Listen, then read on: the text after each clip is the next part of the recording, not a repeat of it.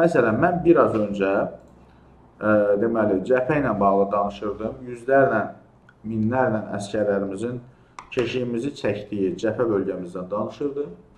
Bizim canlı yayınımız düşə-düşə gedirdi. Nigardan danışmağa başladım. Canlımız arta-arta gedir.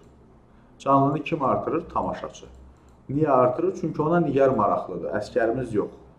Bu hamıya aid deyil, amma çoxluq belədir də. Yəni, vəziyyət budur. Yox, mən xahiş edirəm, həmin efirdən olan şəkili versəydiniz, daha yaxşı olardı. Deməli, və nəticə etibarilə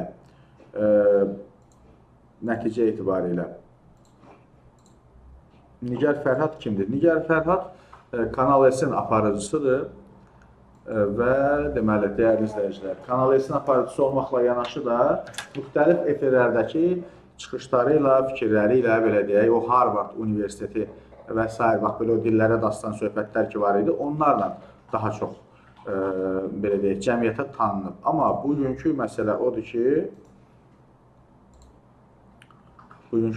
ki, bugün Nigar Fərhad bizdən daha çox haqlıdır. Çünki onu təqdir edən bizik. Çünki onu, baxın da, yəni yayımımızın gedişatına bir özünüz nəzər salın. İnşallah ki, indi bu günlərdə o şəkildə tapıb sizə göstərsək çox əla olacaq və söhbət bu aparıcıdan gelir. Yəni, mən bilirəm ki, insanlar həmin aparıcını məhz bu stop kadrla, necə deyirlər, tanıdıqlarına görə və maraqlı olacaq onlara da. Əslində, mən tamaşaçının özü ilə tanış eləməyə çalışıram. Nə qədər bu bəlkə də yaxşı bir hal deyil. Amma tamaşaçını tanış edirəm özü ilə ki, yəni bax, bu bizim əsl gerçək simamız budur. İndi bu aparıcı gedəcək 3 həftəlik Amerikaya bu arada da bildirib ki, deməli, mənim haqqımda xoşa gəlməz fikirlər yazanları, necə deyirlər, məhkəməyə verəcəm. Əslində, onun qanunla haqqıdır.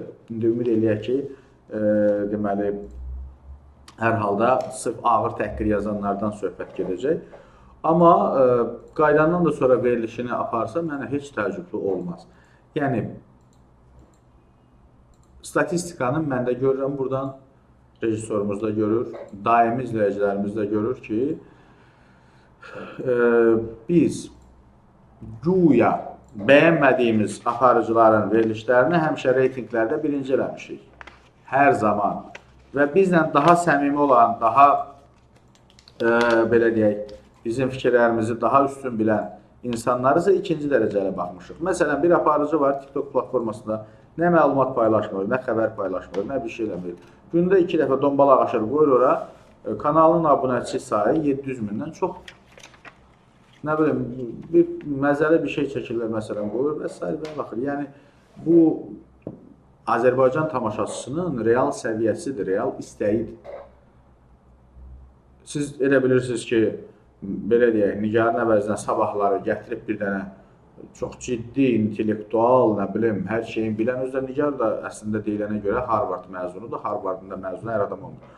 Amma indi belə deyək də, hər şeyi bilir, indi danışığın bilməyib o heç, amma onun yerinə bir dənə gətirib çox savadlı, yerin yurdun bilən bir adam qoysalar, samballı bir adam qoysalar ora, baxacaqsınız ona, baxmayacaqsınız, inanın ki, baxmayacaqsınız.